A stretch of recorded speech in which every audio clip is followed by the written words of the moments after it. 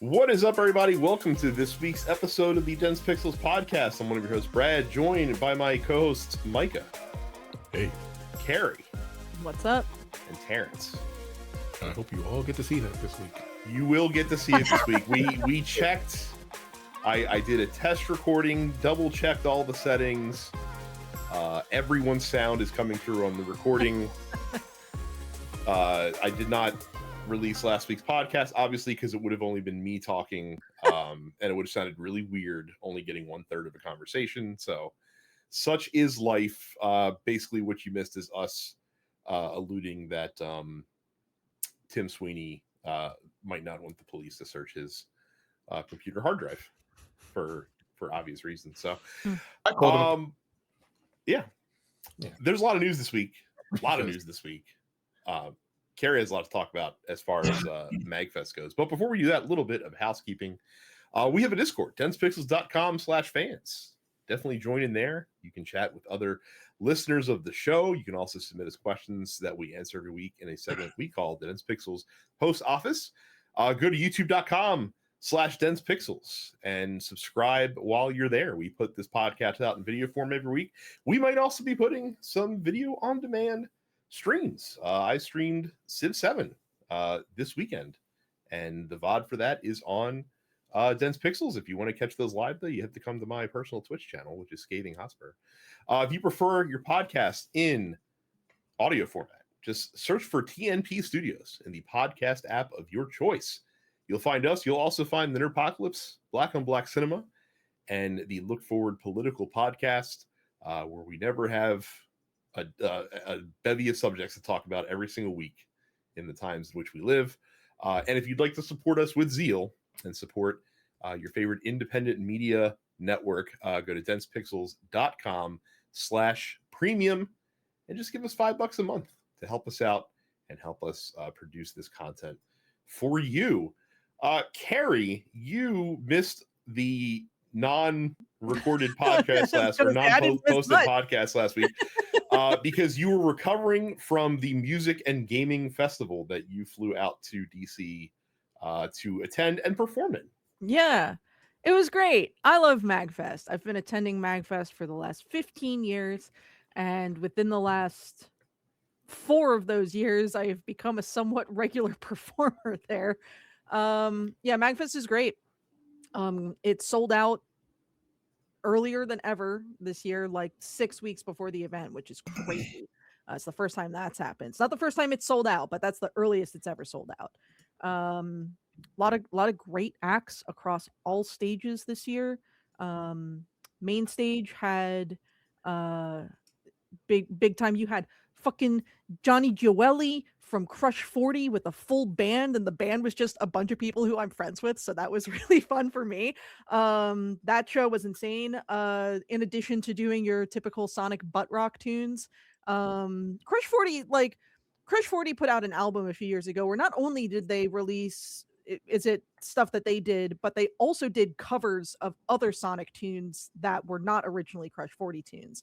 So in addition to a lot of Crush 40 originals, he also performed off of that album the Crush 40 version of His World from Sonic 06 and the Crush 40 version of Sonic Boom from Sonic CD, which is such a treat. I love that song.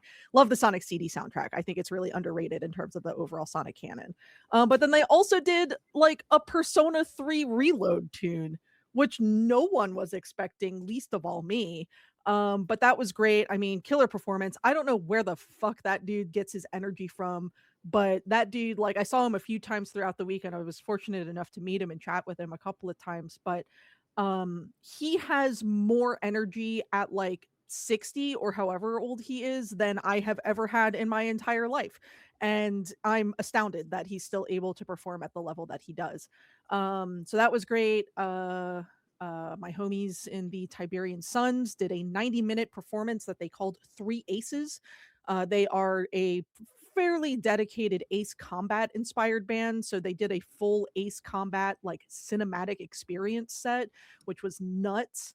God, what else? Rebecca Sugar was there. If you're into Adventure Time and Steven Universe, of course.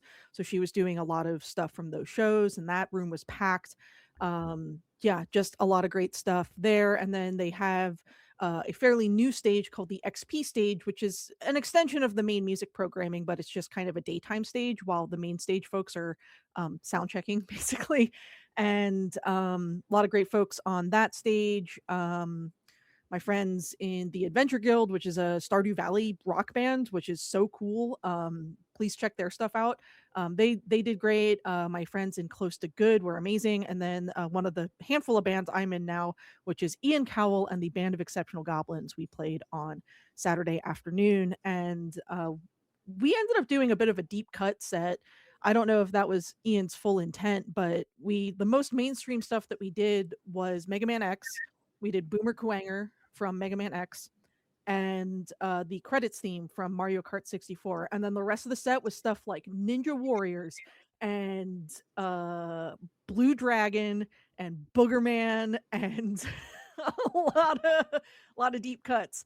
But we had a packed room. The new space for the XP stage was amazing. They finally took it out of like a cramped little room and they basically put it in this long hallway at the end of the expo center area of the Gaylord. And so you could really fit a lot of people in that space, and we had it packed to the back. And yeah, I don't know that anyone else really covers Boogerman, much less has the front man of the band get on the mic in the middle of a song from Boogerman and goes, "Who here needs to take a big shit right now?" and get a rousing crowd response. I don't like any of that. The song's called Flatulent Swamps, Terrence. Like, it's a good time to fart. But yeah, look, MagFest outside of the music was a ton of fun as well. I got my prescribed 10 minutes on Dreamcast Crazy Taxi, which I do every year at MagFest. I find the Dreamcast console setup with Crazy Taxi on it, and I play for 10 crazy minutes. And if I can get at least an A rank, then I'm good. And I got an S rank this year after not playing Crazy Taxi for a full fucking year. So I feel pretty proud of myself. But The game's really good. yeah, I fucking love Crazy Taxi. But yeah, look, if you like video games, get yourself to a MagFest event at some point, because there's Super MagFest, which is the huge event at National Harbor, and you also have MagWest, which is in San Jose during the summer. And MagWest is happening in mid-August this year and is Undertale themed. Apparently with the blessing of Toby Fox, so that's interesting. I believe they're trying to get him as a guest, but I don't know for sure one way or the other if that's happening.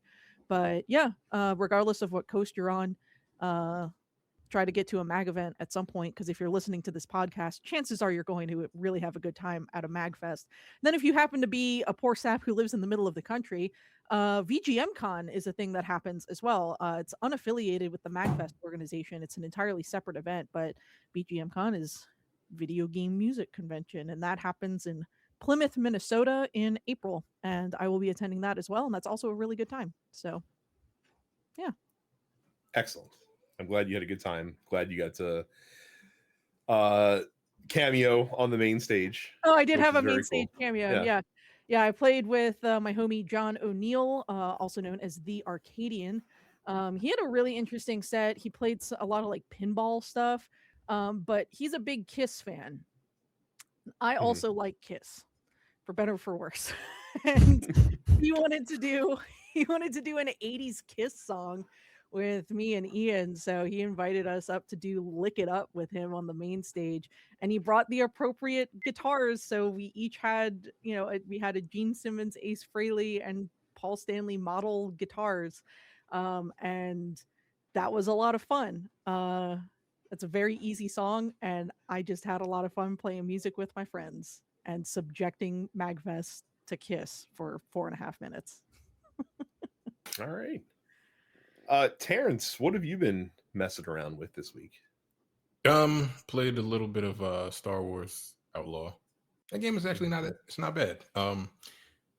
Way too much stealth.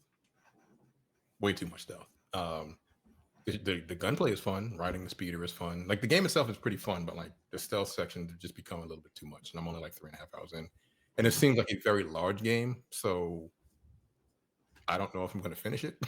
I abandoned it. I gave up. How many hours did you have in it? Do you know how many hours you had in it before?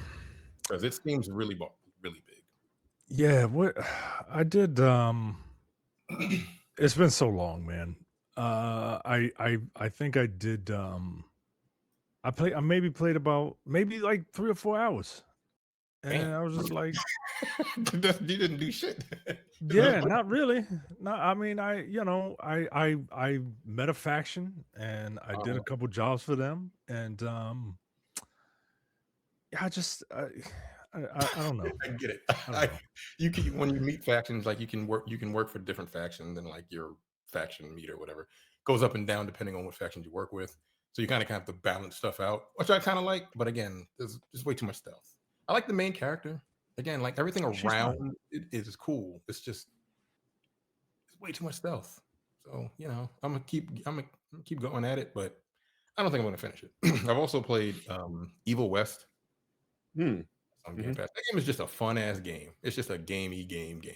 You punch shit, you shoot shit, you blow shit up in like a Western setting with like futuristic old tech. It's fun. It's just a fun, solid game. It's probably like 8 to 10 hours. I have a lot of fun with it, and I'll be playing more Rematch and Deep Rock Galactic. Oh, and I turned my Series X into a emulator.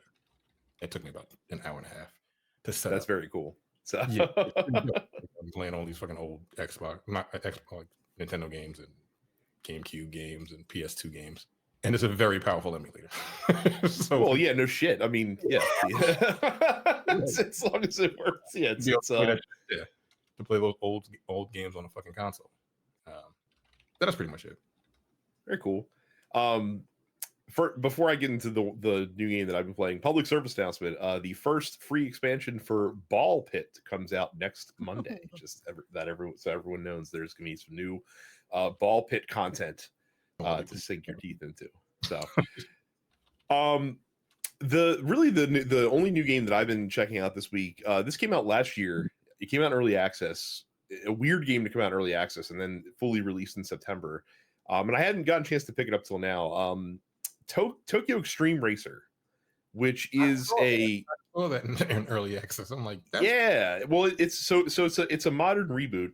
TXR is a series that originated on the PS1, but probably is best known on the PlayStation 2.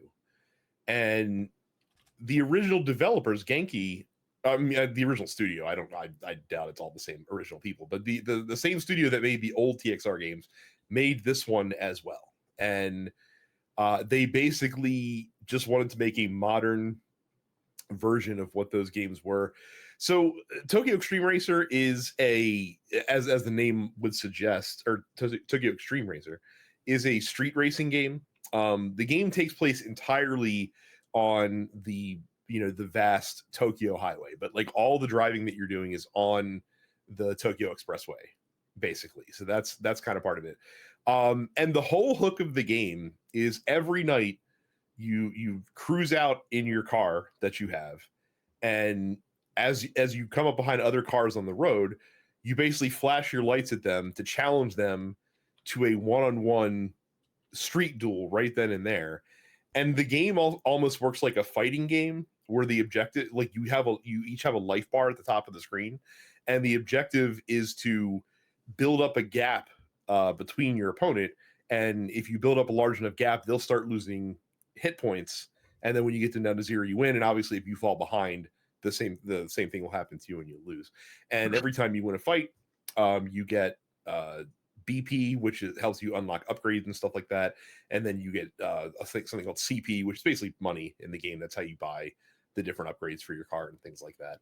And that's kind of it. I mean, you like the other big thing is you go through and there's these like rival street racing factions that you have to race and defeat, like the low level guys, and then you fight like their leader, and then you unlock a boss battle that you can do as well. And then that's how you progress through the game, is by going through these factions. There is a story in the game. It is absolutely silly and extremely like Japanese, like in terms of its corny earnestness. And the game very much feels like a throwback to the PlayStation 2 era, of racing games that weren't Gran Turismo, basically. Like that, like it very much feels like they just took that concept from 20 years ago and just brought it into today. The game is really fun. There is a lot to unlock because there's like a whole perk tree that gives you access to the different parts for your car that you could buy to upgrade it. Of course, there's a ton of other cars to buy. The cars in the game are all licensed, so it's all real cars that you would expect to see in games like this. So there's certainly a lot of content to sink your teeth into. It's only my only like real bash on it is the fact that because the loop is literally just go out, do these one-on-one races, end the day, go back to your garage, buy your upgrades, tune your car, go back, like, and that loop just continues and continues and continues. There's not a lot of extra stuff in the game to break up the general loop. So like if you enjoy cruising, then guess what? This is going to be a fun game for you.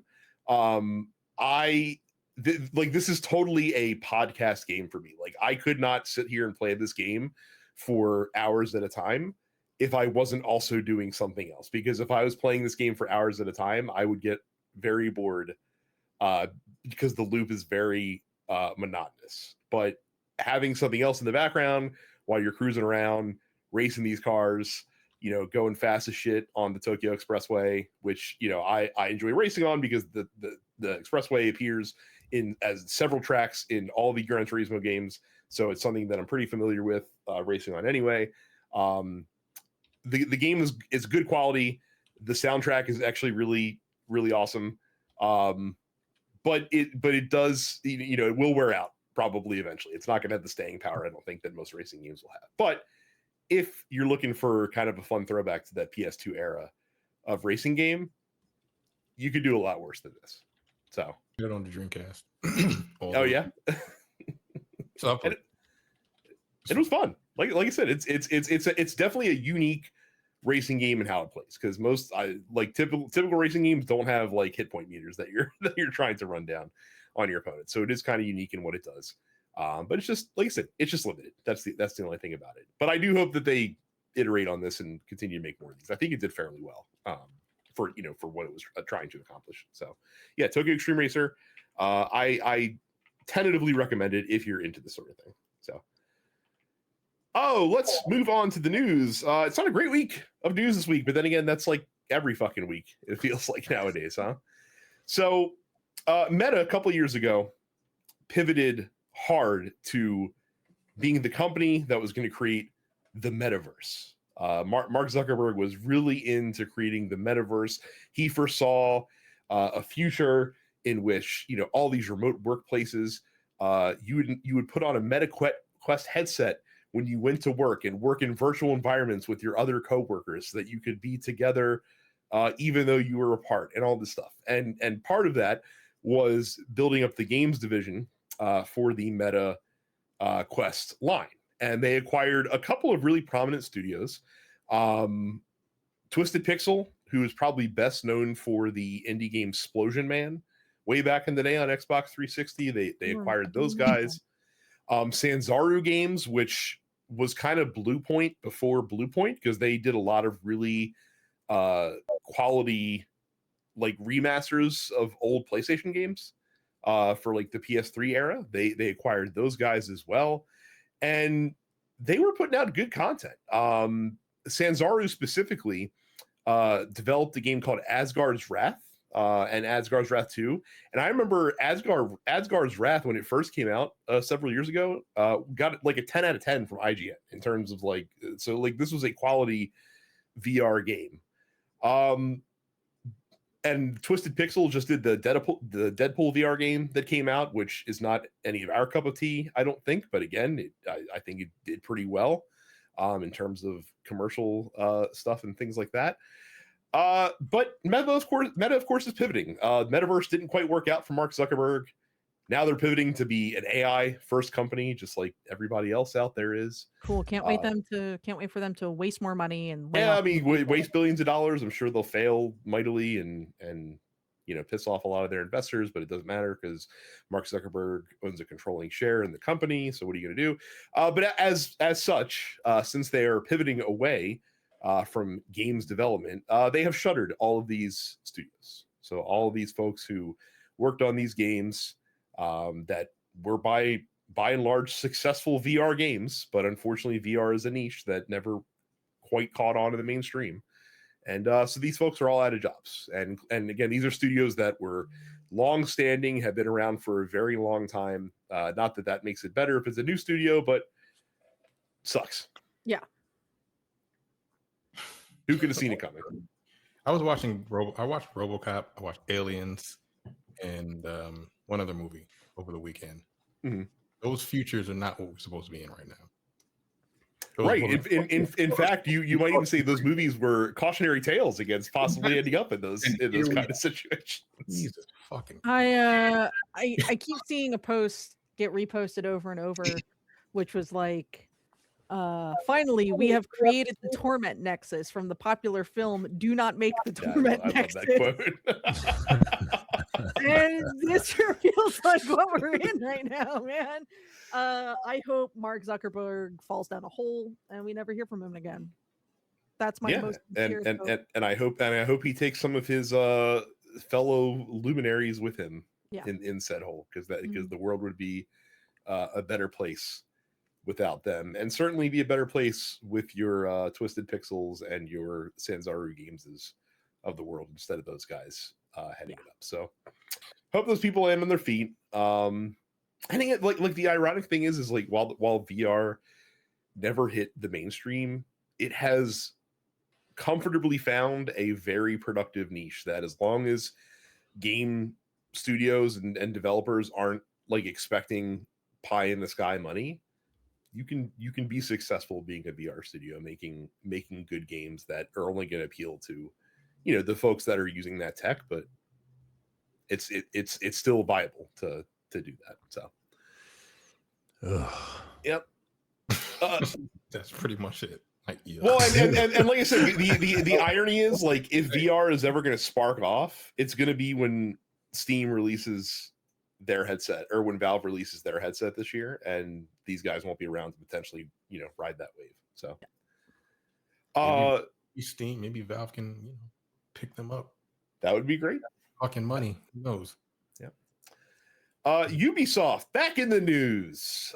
We didn't get to talk about, or we talked about them last week. You all didn't hear us talk about it, but that's okay, because Ubiquitous Software is back with just one of the most bizarre things that I can remember happening in recent memory. So massive studios, massive entertainment, the developers of Star Wars Outlaws, also perhaps more notably the developers of the Division franchise. Division is a good game.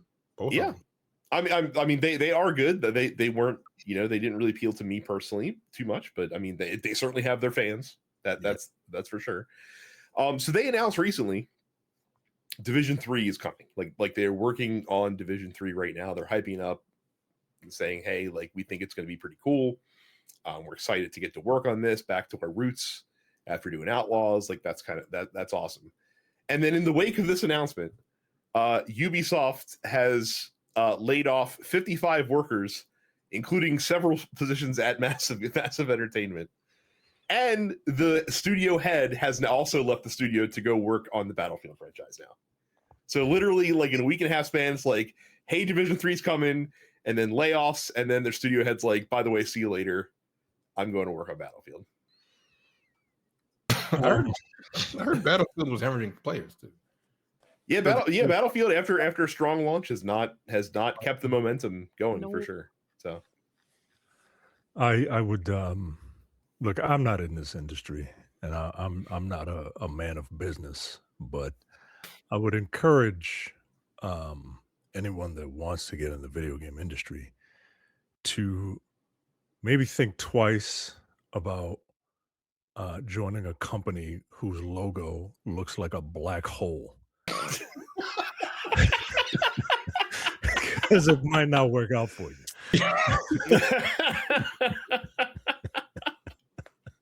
I mean, look, you're not wrong about that at all. What is that supposed to be anyway?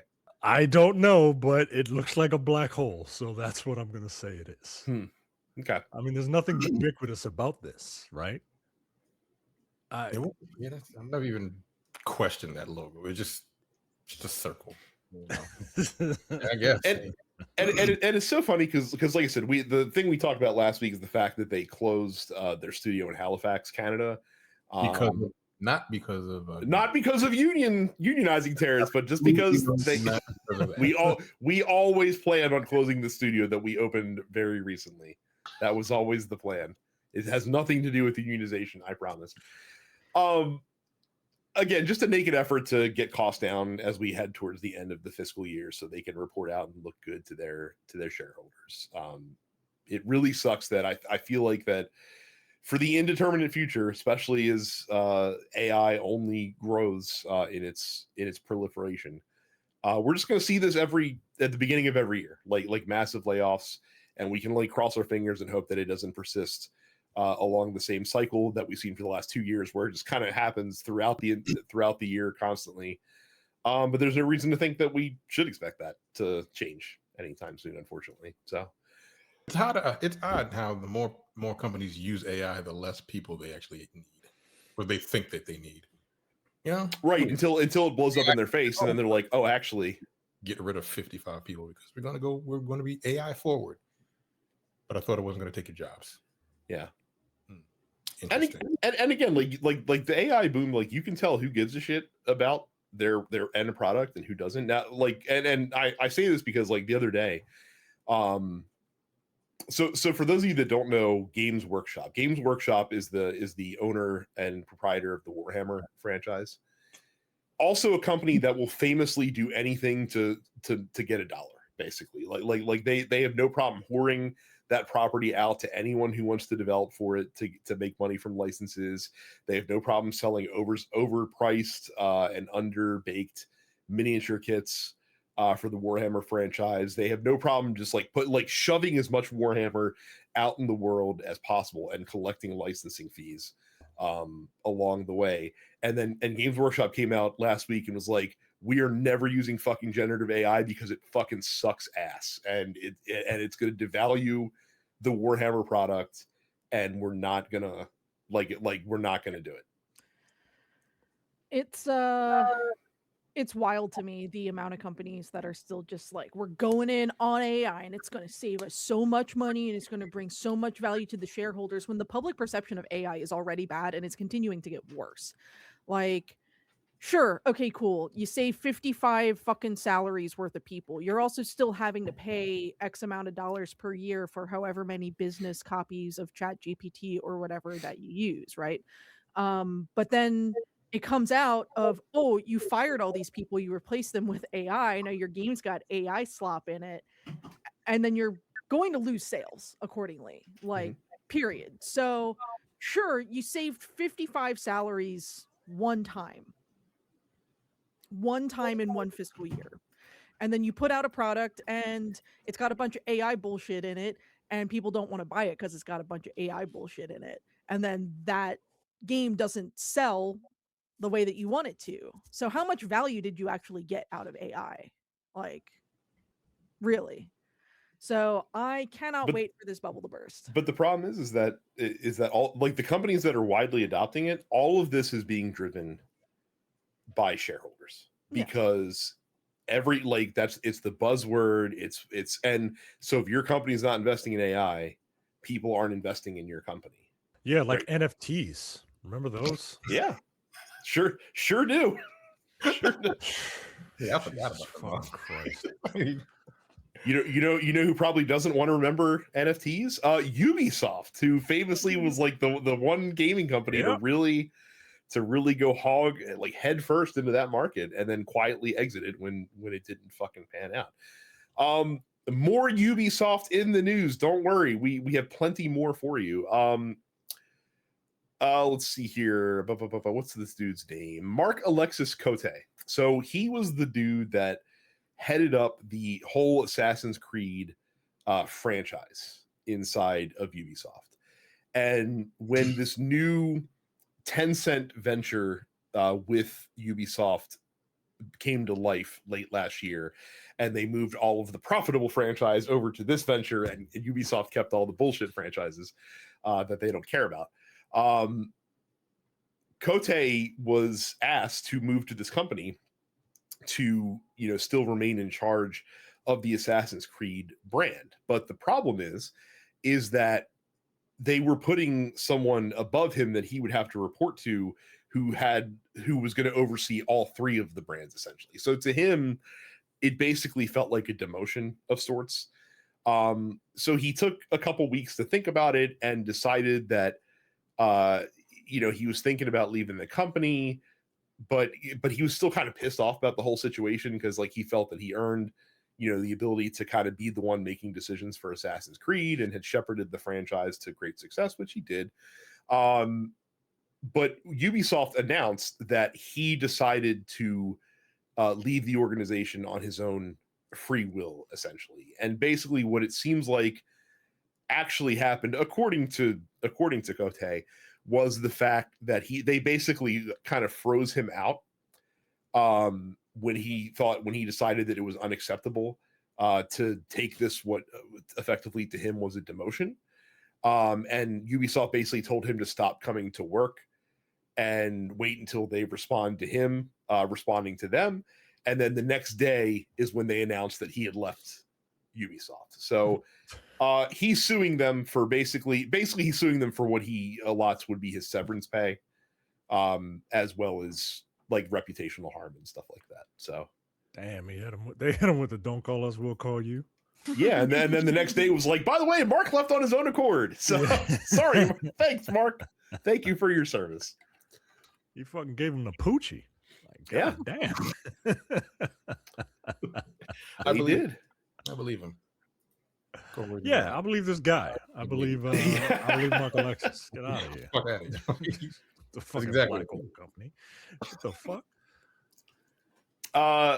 So Valve has decided to loosen their AI disclosure policy on the Steam storefront.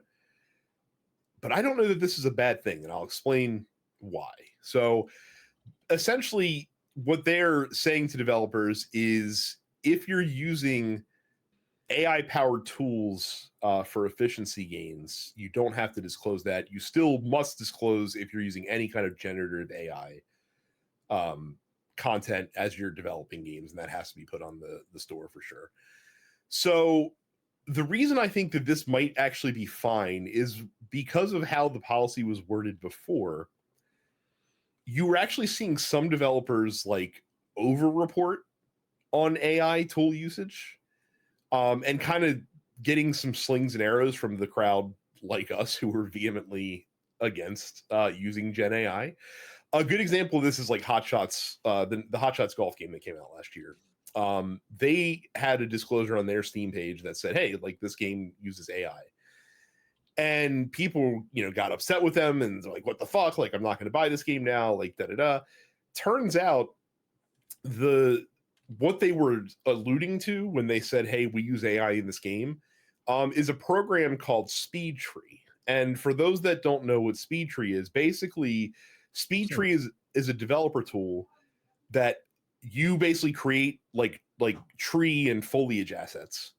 And then you load those in the SpeedTree, and SpeedTree will proc gen them across your map, so you don't have to have like a level designer place each tree individually. SpeedTree is something that's been used in game development for decades, literally decades at this point. Like a logo on the front of it, at the front end of a game when it comes on all the time. Right. So this is the kind of stuff that they're saying, hey, you don't have to disclose this because this is just kind of normal tools that people are using. I think that's fine. like I think the point of these AI disclosures is to prevent the generative AI. Like I think that's what we're all looking to avoid. I don't think we're looking to slam developers. Like there's the tool, I think it was Final Fantasy. The developers for that use that tool or it's Ghost of Tsushima, I think it was actually. They used an AI tool to basically sync the character's mouth movements to whichever audio, like whichever language speech you were using, so that the mouth movements would look natural. And I'm fine with that. Like, I don't need an animator to animate to animate like a Japanese and English version of your game to make it look correctly. And Like, that's simplified Chinese right. and Spanish and French and etc. Like, Yeah, I like remember we that. talked about this with Square Enix, right? So why use that to save people time. That's Correct. Yes. do that. And I think this is the problem that we've run into, and this is something that like I've been on soapbox about for a while, and I've talked about it on this show before, but it still warrants mentioning. It really annoys me that we've kind of lumped everything that's like between generative stuff, large language models, procedural generation tools, all of that stuff has been taken and lumped into this one box that has an AI label on the side of it. And some of that is by design. I think some of the people that want to platform the worst aspects of AI like the fact that everything's kind of lumped together, so it's more difficult to have a nuanced conversation about this stuff to be able to say this is fine, but this stuff is not good, and it just kind of all gets lumped into that shorthand. And I think we'd be a lot better off in this discussion if we could actually, separate these things out. Welcome to your second day in America. Right. There's a big debate going on. I'm going to bore you guys for a second. There's a big debate in the toy photography community about people using AI in their photos. And a lot of people are using generative AI for their backgrounds because, dioramas and all that costs a lot of money. It's a lot of space and, so they're like, but they still want to they don't want blank backgrounds and shit. So they're using generative AI and it looks awful. To me, it looks awful, No, especially that stuff always objectively looks awful. especially if you don't know how to edit photos properly. Like some people are using generative AI to create backgrounds and then they're using the AI to adjust the lighting and then they're using AI to essentially create the composition of the picture. And then those people complain, well, you're using AI to get rid of flight stands, or well, what's the difference between you using a digital screen, which is what I use? I use a digital screen for my backgrounds. Well, what's the difference between using a digital screen? You didn't create that. You just looked on Google and found an image and used that. And no one wants to have like a conversation about it. Or if they don't like, if you don't like it, like don't give it a thumbs up. I mean, I first of I all, I, a I don't digital I don't screen know. is naturally going to be different because ultimately that's still a person who made that, right? Even if you did not make it, it still was human effort to create that digital screen. Plus, I you hear also made the choice to select that image. You know what I mean? Like it's not like you I'm said using computer freely recommended. available, I'm using freely available images, right? right, Like you're I'm using not like stock images, right? right. Like, I'm using stock images. I'm not, hey, here's an artist who did this. I'm gonna make this my background. Like, no. yeah, But I hear a very similar argument on the music end of things regarding people who use bullshit like Suno to crap out bullshit AI gospel so-called music. versions of rap music and Dog shit shit. like that. Just awful sounding dog shit. And it's well, they said the same thing about synthesizers, and aren't VSTs the same thing? And it's like, no, because an actual person still had to record the sample that is then being used in the VST, and synthesizers still require someone like an actual human person to fucking turn the oscillators and all of that shit. And if I'm sequencing something to be used as part of a track, then I am still the person inputting all the fucking notes. Like a machine is still the person, is still what's spitting it out. Sure, like technology is still being used to create these crazy ARPs that I would never be able to play in my life on a fucking, keyboard. But at the end of the day, I'm still the person who arranged the song. It's still human input versus AI trash. And if you do not understand the difference between AI slop and digitally created assets, whether that be as a digital screen for photography or digital music or anything like that, then you do not have more than two fucking brain cells to rub together. I swear to God. I don't know what's worse, if you're just dumb or if you're being obtuse. Well, you're being obtuse because you don't want to be criticized for what you're doing, so you have to point the finger at somebody else to say, yeah, like I don't know what's more annoying, should I say? Because it's like no, being obtuse, because like you can stop being dumb. You can learn to not be dumb, but you have to choose to be obtuse. That's very irritating. Yeah. Incredibly irritating.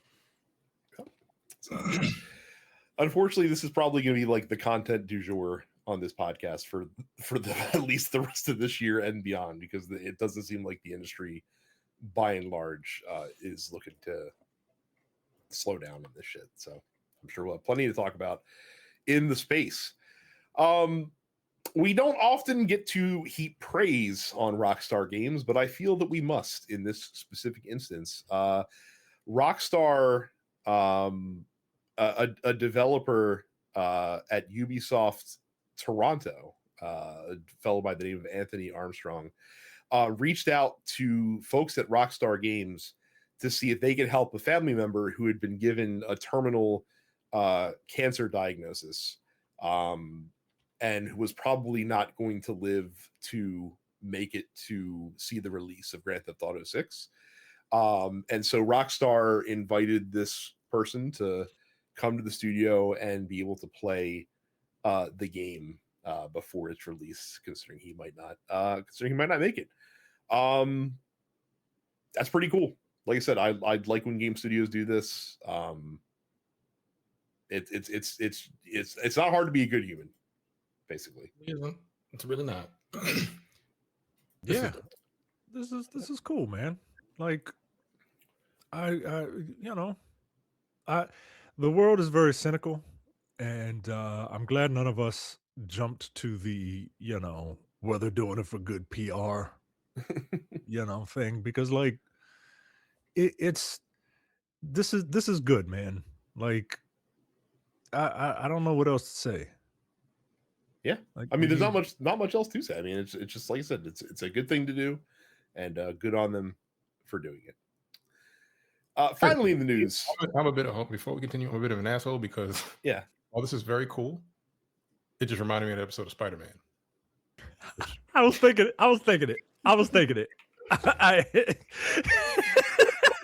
There's an episode of the '94 Spider-Man where Spider-Man goes and he saves a child, and she's like, "Wow, I really wish I could, see, who you are. Like, I want to thank you." And Spider-Man pulls off his mask and he's just like, "Hi, I'm Peter," or whatever, right? And she was like, "Wow, this is great. Thank you very much. Don't worry, your secret's safe with me." And he's like, "Oh yeah, I don't doubt it." And then the camera pans out and it's like a children's cancer ward or something like that. It's like, Jesus. This was the cartoon. This was a cartoon, man. It was a cartoon. God. That cartoon was wild too, because like Mary Jane was wild. She would like jump off of buildings just to be like, "Oh, I just knew you would save me." Like, what the fuck? Like, what are you doing? Margot Kidder from Superman.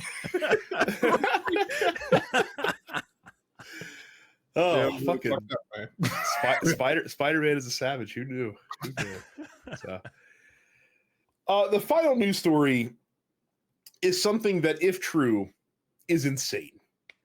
So there was a story that I saw where a user on Reddit posted a big post on the Monster Hunter Reddit page, and he says that he's playing Monster Hunter Wilds, a game that has been notorious since its release for having a really shitty quality on PC. It runs like crap. Capcom is looking at doing what they can to fix it.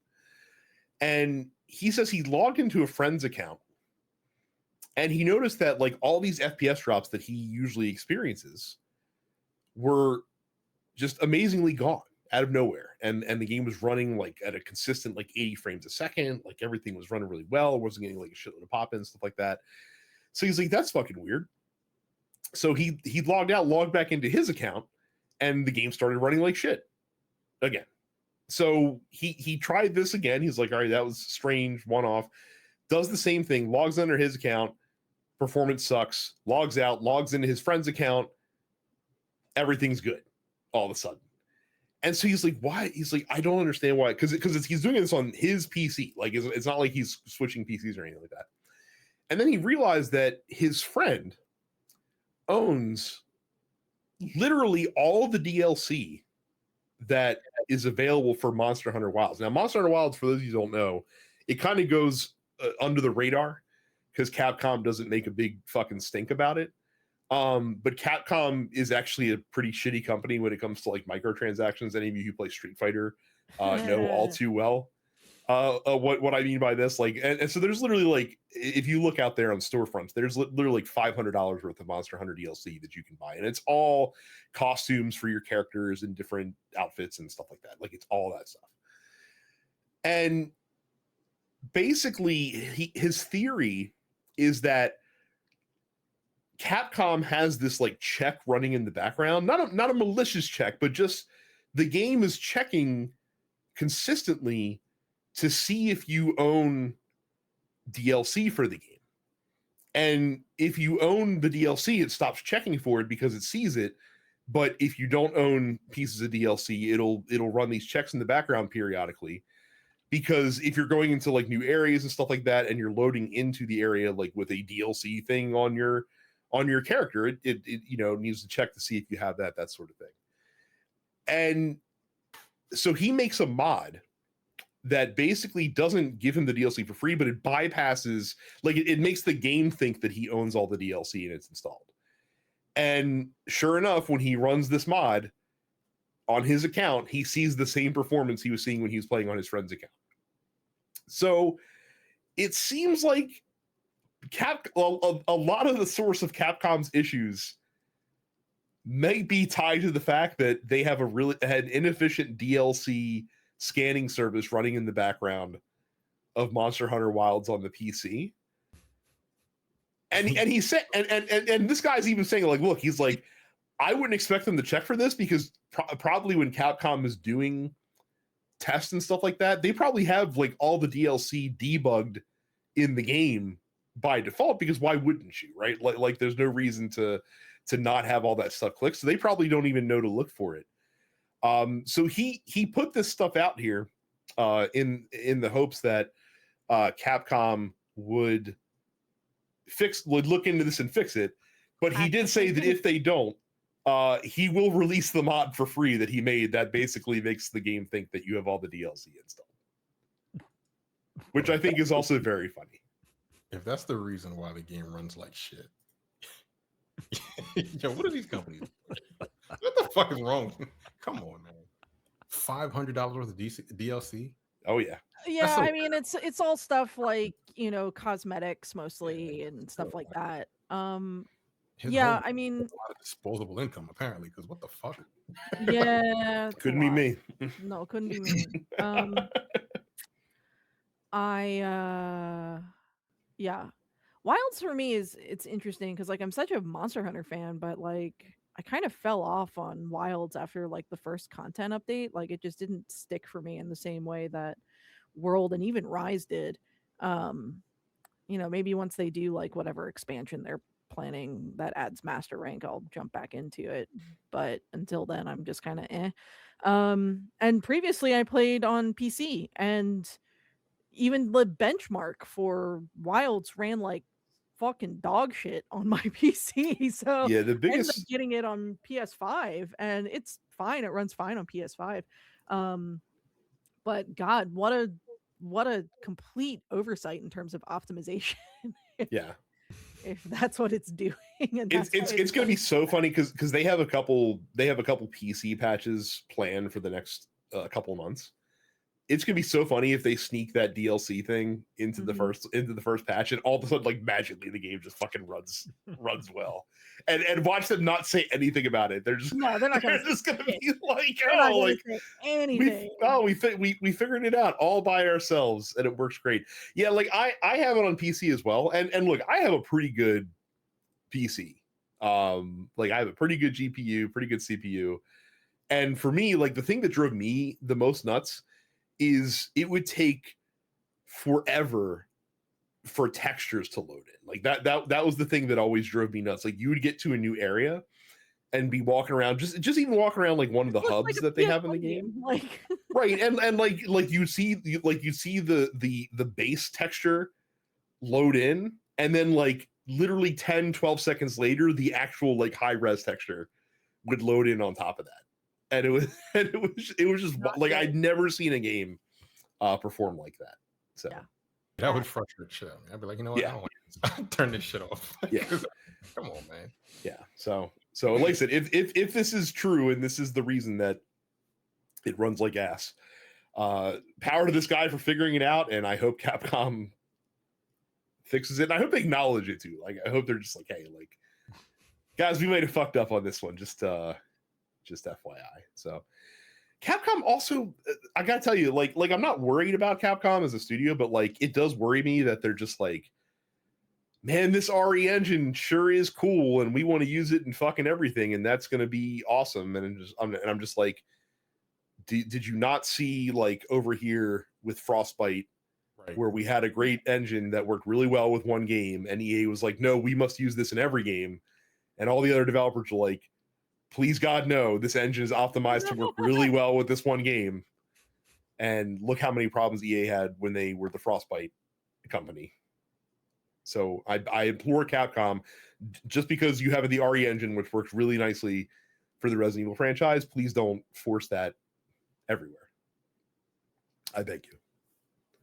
Fuck, even Street Fighter doesn't use it, do they? Like, doesn't Street Fighter still use Cryware? I don't know. It looks like it's using the RE engine. Really? Okay. I think it is using the RE engine just because of like the skin texture of all the fighters. I think it is. You tell an RE engine game. Yep, it is an RE engine game. Yep. Oh, okay. I stand corrected. So interesting. I still have the Cryware logo from 4 like burned into my mind whenever I play a Street Fighter game. That's the only thing that it is. It must be. So yeah, God. That will take us to the Dense Pixels post office. If you are a member of our Discord, you can ask us questions that we'll answer on the show. If you're not, you can go to densepixels.com/fans to join up, just like our buddy Cam did. So I didn't put this in the news because I knew we'd talk about it here. Amazon released the first photo of Sophie Turner as Lara Croft Tomb Raider. She is dressed in the classic Lara Croft outfit of, black shorts, teal tank top, the sunglasses. She's got like the holsters strapped to her legs and all that jazz. She's got the braid. Looks like Lara Croft. The internet widely thought this was good. Cam's question is this a sign that Amazon is getting this right, or is it bullshit that her boobs aren't triangles? So here's my thing, and I felt like I was going insane that I didn't see anyone else post this take. I think that the costume design is very good. I think that Sophie Turner certainly looks the part, even though I can't get past the fact that it just looks like Sansa Stark is cosplaying as Tomb Raider. Like that part's, me, the glasses obscured enough of her face that I didn't even recognize her at first. No, that part's hard for me to get past. However, my first thought when I saw this picture, like the snap thought that popped in my mind, is why does this picture look like an AI generated image of what Sophie Turner would look like playing Lara Croft? AI has ruined our brains, man. It has. I think everything is AI at this point. I don't believe nothing, especially if it looked like a cell phone or ring cam footage. No, it's AI. I don't care what it is. Meanwhile, who I can only assume is Ryan Cohen running GameStop's social media accounts based on the content of posts that we've seen from there over the last several months, basically retweeted IGN's post on this and says, "This is not Lara Croft," which, okay, bro. Like, all right, man. Like, Lara Croft's not real, bro. Right. Like, first of all, like, I need the fucking corporate accounts to stop pandering to incels, because that's all this shit is. But like, this is obviously Lara Croft. Like, First of all, Terrence, what it means, real quick, Terrence, what it means is that her boobs aren't big enough. Like that's what they're getting that's at. what it means. With that. Here's the thing about Lara Croft's, like, Lara Croft is a fucking drawing. Like, let me get that clear. Lara Croft is a drawing. She's not a real person.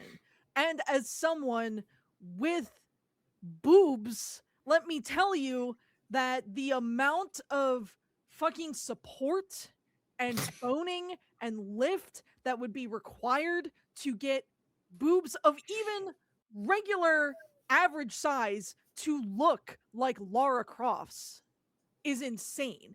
And so, yeah, Sophie Turner looks like Lara Croft because Sophie Turner is probably wearing a fucking sports bra, because if you're going spelunking into Amazon fucking tombs, then you're gonna be wearing a sports bra. Yeah, yo, like it's not like that to begin with. She's still not remotely dressed for fucking actual like exploration. Like, you should be wearing long sleeves and long pants because there's going to be like ticks and bugs, and that's going to get on your legs. You don't want that shit. But in lieu of that, at the very least, like, you need support for these. Look, And this is no offense to this artist, but like, not because he draws them like I like to see them, but not everybody is a Frank Cho. Not women don't look like Frank Cho drawings, yo. no, Like they just don't. no, they don't. They don't have fucking hourglass figures and double and triple D breasts and Look, shit. here's the thing. The There fuck? are women with hourglass figures and triple D breasts. That is a thing. But the breasts do not defy gravity in the way that Frank Cho wants to draw them, or that many comic book artists want to draw them, for that matter. Like, there has to be support. Otherwise, you're going to end up with back problems. Look, I think the pictures of Lara Croft, like, she was never really that. Like, again, the original was just triangles. Yeah. And when they actually had the geometry to make her with actual tits, they weren't actually that large. Maybe they were big with like fan art, but like the actual character itself never had giant tits. So what are we talking about? I mean, she had sizable tits. They were large. I mean, in the games, they weren't that big. In the look, if I'm putting in our staff chat here, the remastered artwork, like those are sizable. But like, you get like the reboot series, she had completely normal tits. She also still wasn't wearing enough clothing on her upper body for the kind of work she was doing. But it is just like, I mean, if we want to think about like the original Tomb Raider movies with Angelina Jolie. Angelina Jolie had, like, I guess, bigger tits, but slightly. I mean, if you want to look at the original poster, I guess I would say they were more defined in so much that she probably wasn't wearing like a sports bra. But like, Sophie Turner's wearing a sports bra, I can tell you that much. She's got actual proper support for her fucking boobles, and Angelina Jolie did not. Like, look. I need men to understand the physics of a woman's chest. Well, to be fair, the people complaining about this have probably never seen one in person. That's also true. Let's be real about that. In terms of an outfit, I think the costume is. I mean, you know, it's not a hard costume to pull off, and they pulled it off. I'm kind of right. I'm kind of in Brad's camp, where it's gonna take me a minute to like not see Sansa Stark. But especially because like Laura doesn't have like a Laura Croft, but like she doesn't have like a defined look, in my opinion. Mm-hmm. Like, I'm looking at images of just Laura Croft, and it's just like a bunch of women who kind of like, she has a very like nebulous look, the character, and you know, and the character has been, she's a brunette and she wears a tank top and shorts and she has a braid. And Right. sometimes she's got like the late 90s like circular sunglasses, which I'm honestly really stoked that they gave Sophie Turner. That's my favorite part about the outfit, is the glasses. It's weird because it's like you know that's Lara Croft, but like it's not like every guy who's played Superman kind of looks like a Superman. You know what I mean? Mhm. Like they kind of got the same face. You know what I mean? Whereas Laura doesn't have like a defining feature in her face. Right. Mhm. So it's gonna take me a minute to get used to it. But I yeah. Okay, boobs, whatever. Like I will say Tomb Raider is one of the franchises that has befuddled me. That it has lasted so long and been so popular, despite the fact that most of the games in the series are mediocre to bad. Like the only good ones were like the first two of the reboot Tomb Raiders that came out, and the third one wasn't even very good. Listen, And all man, the other Tomb Raider games were mediocre to bad. The movies were mediocre to bad. And yet people get very excited about this franchise still for some reason, and I can't fathom why. I was around in the 90s when these games came out, guys. Like it's not like, you know. I listen, remember.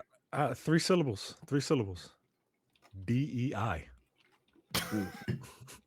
That's why these games are popular. DEI. That must That's be it. it. That must be it. They're woke. She didn't earn I it. should have known it. She didn't. She's been around for 40 fucking years, but she didn't earn it. Didn't earn it.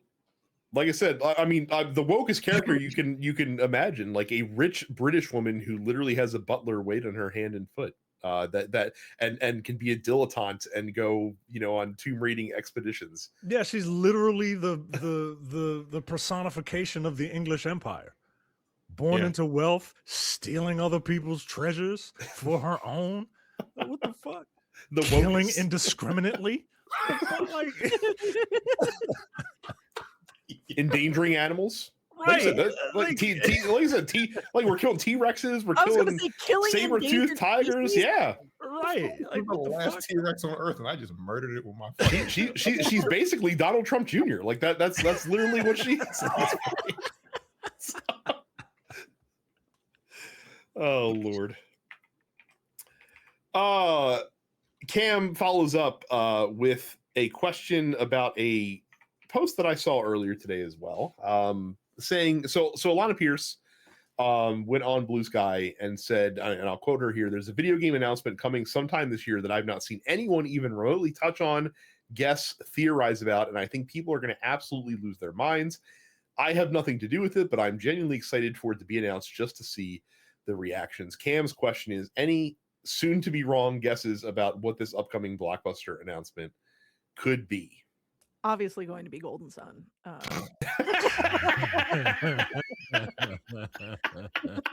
Obviously. You had that in the chamber since you read this, didn't you? Absolutely, I did. So I actually tried to puzzle through this a little bit. So I'm assuming the way that she knows about it is because Raul Coley is probably attached to the project in some way, shape, or form as a voice actor who is her boyfriend. So that's why she would know these things. So I thought about like what's a game. I'm assuming this is an established franchise because of people. If she's saying people aren't guessing about it or anything like that, that is something that we would know. So what's a game, established franchise that maybe has been on the rocks for a long time, that could use the voice talents of an English voice actor in their game? My theory, that is almost sure to be wrong, is they're either doing a new Castlevania or like a reimagining of Symphony of the Night is my thought process there. Interesting. Because Konami's back. This Konami? This Konami would. Like this Konami is like, we are back. We're making video games and they're good. Here's the thing. This year is the, brace for this, 40th anniversary of the Castlevania franchise. So that would, yeah. I'm sorry. That game first came out in 1986. So that would, that tracks. 6 years old, Michael? Yeah. Yeah, I was. Well, he just turned 7, but I was essentially my son's age when that game came out. Yep.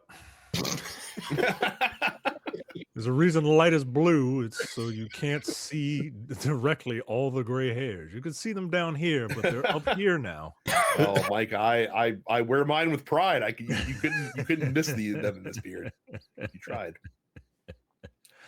I don't know. Beyond Good and Evil. I don't know.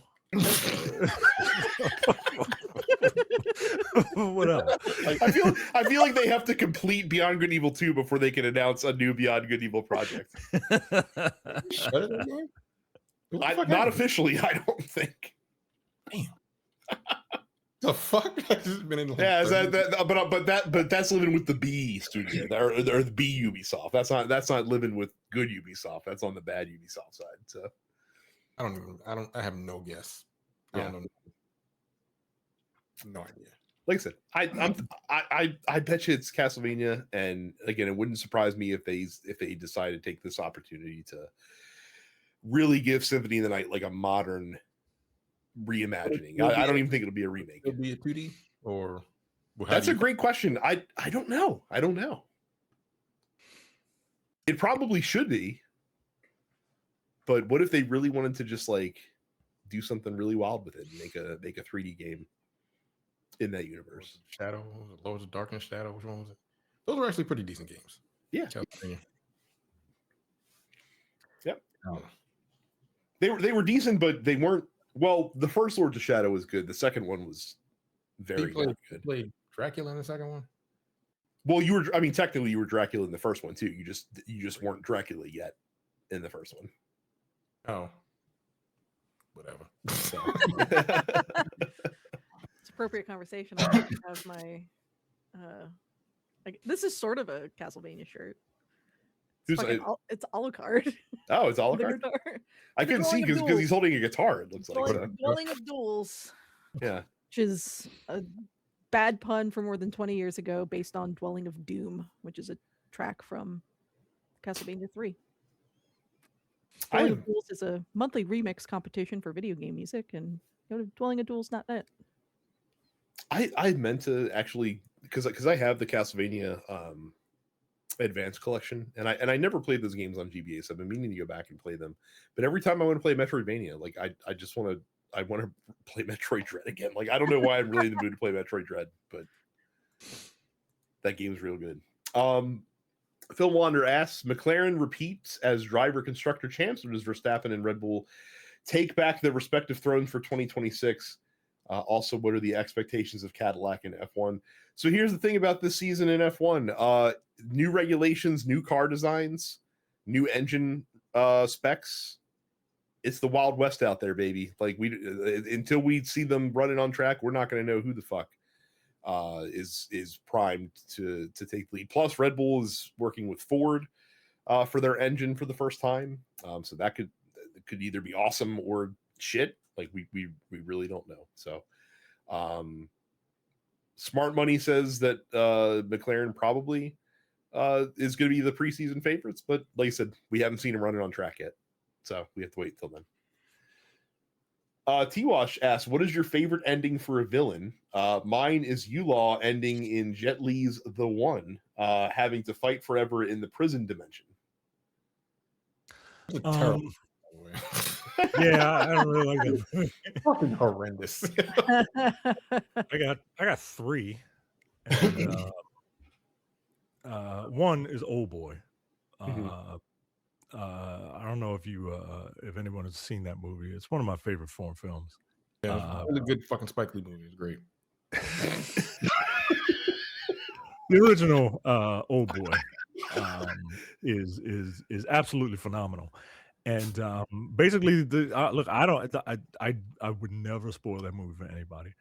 But yeah, go watch it. Wait, who are you considering the villain in this tale? Though, or are you considering the one who got his revenge? Okay, that is who I am considering the villain. gotcha. I got two more, both from the same director. Old boy? No. Oh, okay. The other two examples I have are from the same director, and it's Terrence. I think it's one of your favorite directors. Okay. Would you like to take a guess? My favorite directors? I think so. If I give you the director, you'll be like, oh well, this and this. Shit, one of them is James. Is it a James Cameron film? It is not a James Cameron film. It is a David. They are David Fincher films. Oh, okay. 7. Okay. He did everything he needed to do. And a movie that I don't people talked about it a lot when it was out, but like people really need to go back and watch it because it's really good. It's called Gone Girl, and that movie is Amazing. that movie is amazing. That movie is amazing. Like there are studies on Rosamund Pike's character, right? Like there are feminist lectures on Rosamund Pike's character in that movie. It's absolutely it's an awesome movie. Where She the murdered villain, Doogie Howser. She did. Yeah. In quite shocking fashion. yeah. Yeah, it was a box cutter, if I'm not mistaken. Oh, yeah. It was something sharp. Yeah. Yeah. Right in the neck. I have two as well. One serious and one very much not. The first one is my favorite James Bond death. I wonder if Micah could pinpoint the movie before I get into it. My favorite villain death from a James Bond movie. Is it Boss Kananga? It is definitely not Kananga. It is definitely not Kananga Balloon. That is not what I'm referring to here by any stretch of the imagination. So my favorite my favorite villain death from a James Bond movie is from Goldeneye, where James Bond and 006 Alex Trevelyan are going through fisticuffs on this giant satellite dish. They dropped the satellite dish. and they get to the end of the satellite, or they get to the bottom of the satellite dish, which is like this big pole hanging down, and Bond like hits Trevelyan in the face, and Trevelyan falls backwards and falls off the dish, and Bond catches him by the foot, and he's just sitting there hanging, and above like this giant concrete bowl. And Alex Trevelyan, earlier in the film, because they were on a mission together, like in the years past, and as they were concluding the mission, Trevelyan would look at Bond, he'd say, "For England, James," and like, "For England, Alec," and they would do that. And so Trevelyan's the bad guy. He looks up at Bond. He knows he's finished, and he says, "For England, James," and Bond says, "No, for me." And then he just lets his foot go, and he fucking falls to the bottom of the fucking satellite dish. Mike is right. Technically, he's not dead when he hits the ground. Technically, he dies when the satellite blows up and falls on top of him. But I'm counting the Bond releasing him as the death for that one. The silly one, I don't know why this rings so burned in my head. Showdown in Little Tokyo is a wild movie that if you haven't seen it, you probably should make the time, because it's an insane late 80s, early 90s action movie starring Dolph Lundgren and Brandon Lee in like a buddy cop. I'm pretty sure I've seen this movie, but I do not remember it. Well, so here's the funny premise, Terrence, is that Dolph Lundgren, you see, is the big burly white guy who was raised in Japan that lives by the Bushido code, and Brandon Lee's a Japanese guy who was raised in LA, who's basically an LA douchebag. And these two opposing flavors are forced to team up together to fight crime in Los Angeles. And the film's villain is played by Kerry Hiwata, who's I can never remember how his last name is. But he passed away recently. We talked about him on the podcast. Shang Tsung. Yeah, Shang Tsung, basically. Yes, he was the villain, and of course the film concludes with him and Dolph Lundgren squaring off in a katana battle, and he gets killed by Dolph Lundgren stabbing him in the stomach with the katana. Okay, and they're fighting on the street in the middle of like this like parade essentially in Little Tokyo. Dolph Lundgren lifts him up with the katana and throws him towards this like fireworks like spinning wheel board. Somehow he sticks in the board. The bad guy does. I guess the katana went through him and embedded itself in the board.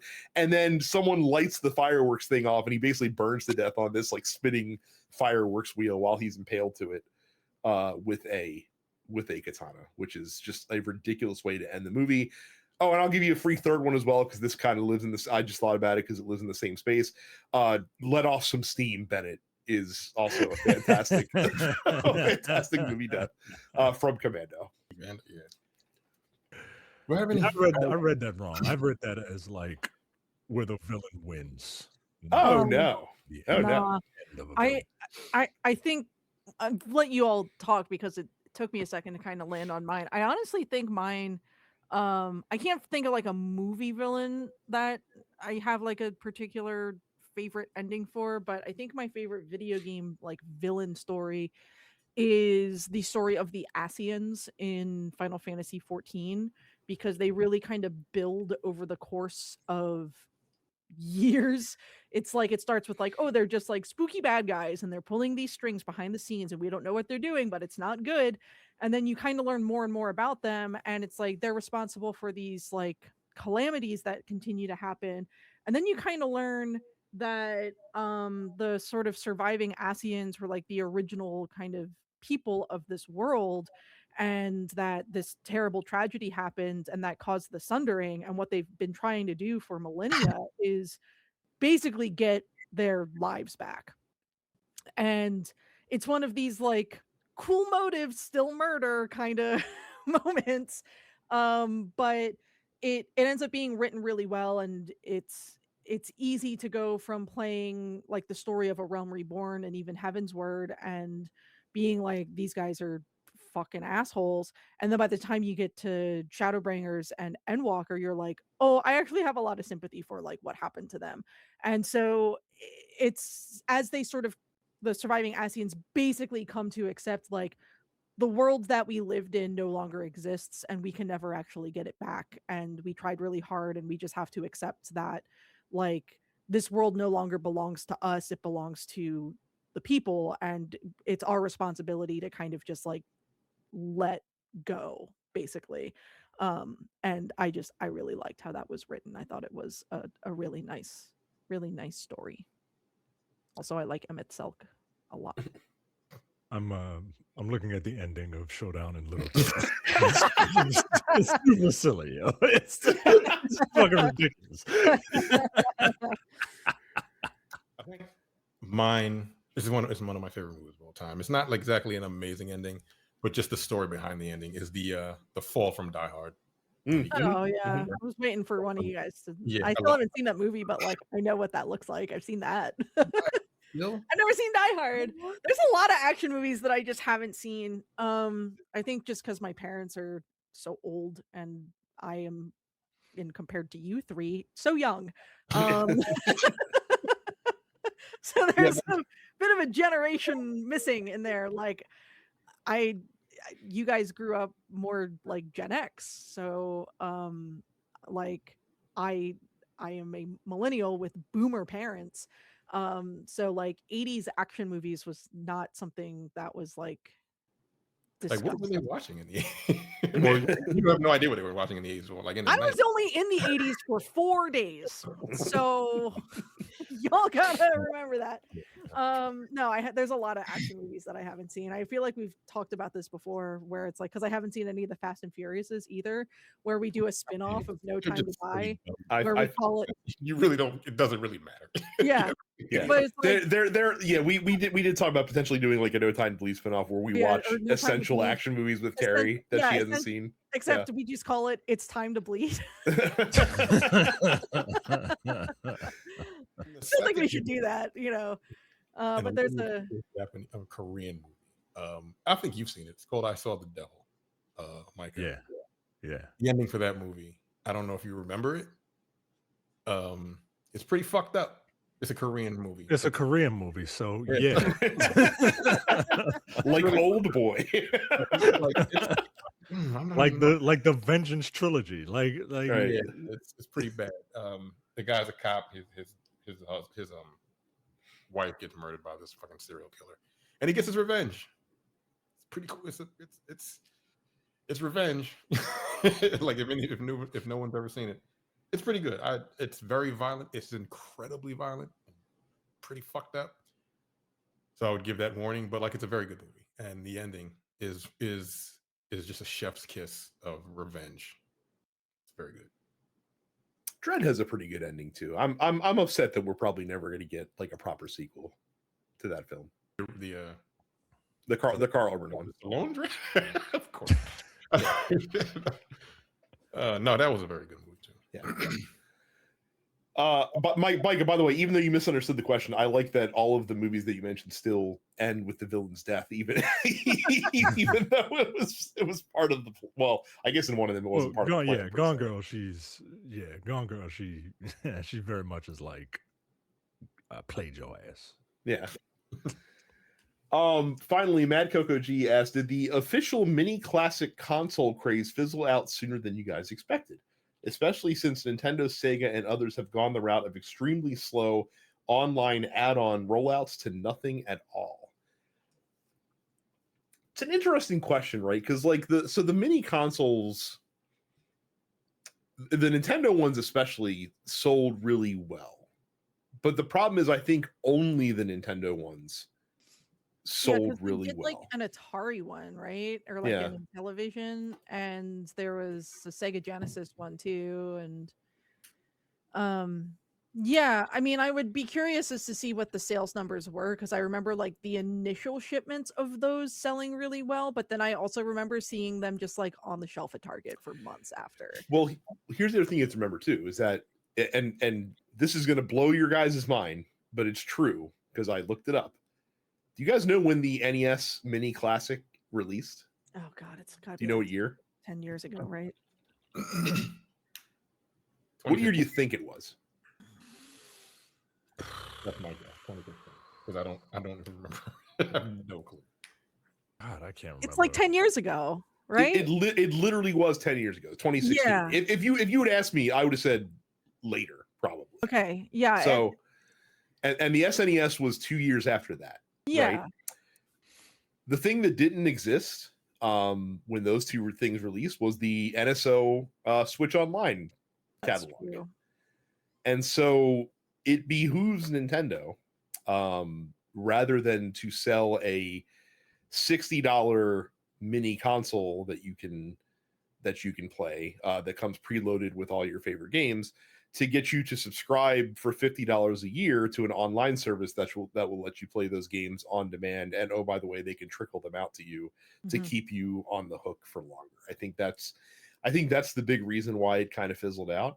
I think the other reason that Nintendo in particular fizzled out is because the N64 would have been difficult to do, because when you think of the N64, you think of multiplayer and you think of like 4-player split screen and stuff like that. And unless you were going to package that thing with 4 N64 controllers, I don't think that makes a lot of sense to release that console. Yeah, as it is. I think they fizzled out because everyone was so gun shy with the arrival of the Soldier Game Boy or whatever the fuck that thing was called. That they just cleared a path. Oh, well done. No. Well done. I still think the coolest thing about the Super Nintendo Mini was the fact that they finally put out Star Fox 2. Like, I just remember that happening and being like, that's really cool. They should do that with more games that were like basically done that they decided to shelve. It's not going to happen, but they should do that with more of them. Give me the N64 version of Mother 3. Like, I wondered what level of that game even exists. You know what I mean? I'm very curious. And fortunately, I actually have a homie who works for the what is it called? The Video Game History Foundation. Oh, that's cool. So they did a thing a couple months ago where they basically were able to like restore everything from fucking Sega Channel. I saw that. They also So just put out a really good 45-minute video on the original NES before the like what Nintendo's plans were before the version that America got was created, essentially. yeah. So it's wild what they have. And like I've been to their office. It's really small. It's like 15 minutes from my house. But yeah, they've got some really cool shit in there. Far and away the funniest thing in the video game Video Game History Foundation office is Tommy Tallarico when he was putting together the Amico. He made like awards for all of the companies that I guess had pledged to make games for the Amico, and they have one of the awards that Tommy Tallarico made, and it's so fucking funny given everything that happened. But it's this really nice little glass, probably plastic, but glass-ish acrylic. yeah, it's probably acrylic award. And I just remember just like seeing this Amico award on top of like a filing cabinet, and I'm like, what is I mean, look, that? whoever got it, I'm sure their mother was very proud. So I'm sure their mother was so proud. Oh, well, that's gonna be it. That's a podcast right there. One that you'll actually hear with your real ears and eyes on YouTube. So that's going to be it for us this week. Thank you all very much for watching and listening, and we will see you all the next time. See ya. See you. You're watching the Dense Pixels YouTube channel. Click the subscribe button while you're here, and make sure you check out our weekly podcast where we discuss the latest gaming news and our impressions on what games we've been playing.